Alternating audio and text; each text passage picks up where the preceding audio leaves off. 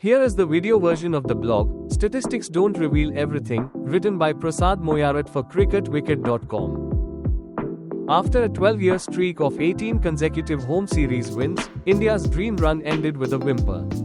India was stunned by New Zealand's remarkable 113-run victory in the second test in Pune.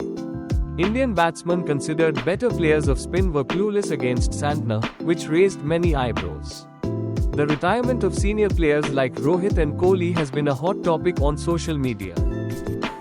Former New Zealand fast bowler turned commentator, Simon Doull said, "I think it is a misconception around the world now that these modern Indian players are better playing spin than anyone else. They are not. They are the same as everyone else around the world. Gone are the days of Ganguly, Gambhir, Laxman and Dravid. Sachin was so good against spin, and the era before them." Was Simon Doull right? As Simon Doull said, are the current Indian batsmen less skilled than the former Indian greats in tackling spin bowling? Did Kiwi batsmen devise a new technique to counter quality spinners like Ashwin and Jadeja on Indian pitches? Will this series loss end the invincibility of the Indian team in the subcontinent aided by spin-friendly pitches in Test cricket? Questions are varied, and there is no definitive answer for all these questions.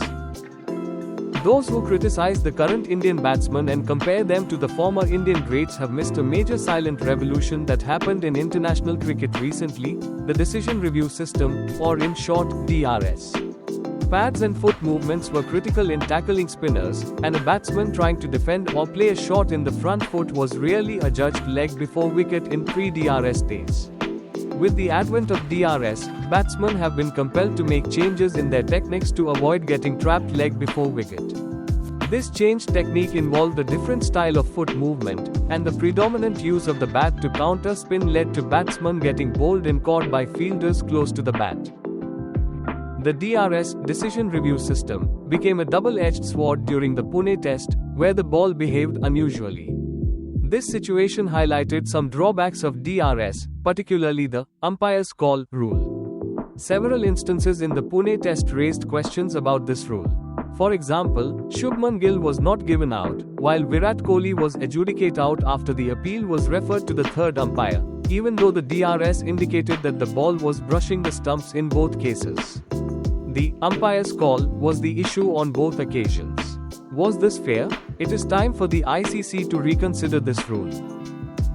Despite being caught at the forward short leg, Jadeja managed to get away because the umpire failed to spot the faint edge, and the New Zealand players did not appeal.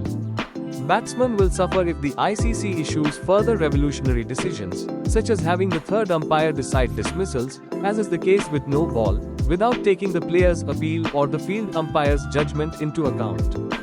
This will be comparable to how hockey was changed by changes to the rules and surface. It took years to establish themselves as a major force in international hockey because Indians, who once dominated the sport with their dribbling prowess on grass, found it difficult to adjust to the revolutionary changes. In the future, the other visiting teams might improve on the Kiwi batsmen's approach to neutralizing the threat posed by Indian spinners.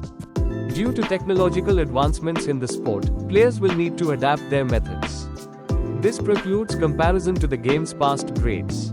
The purpose of this DRS debate is to alert those naysayers of the subtle changes taking place in the game that they are unaware of, not to disparage the skills of past great players. Now, what can the BCCI do to reclaim the Indian batsmen's superiority against spinners? Making all test players play first-class cricket, though necessary, is not good enough.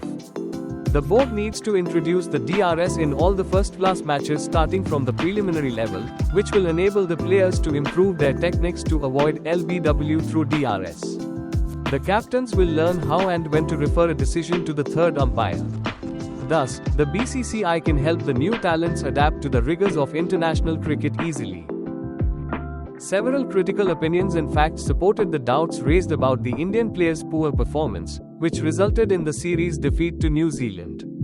Statistics-based comparisons with past game greats are another foolishness that has infiltrated. In summary, we must conclude that statistics don't always provide the complete picture, as the DRS example above illustrates.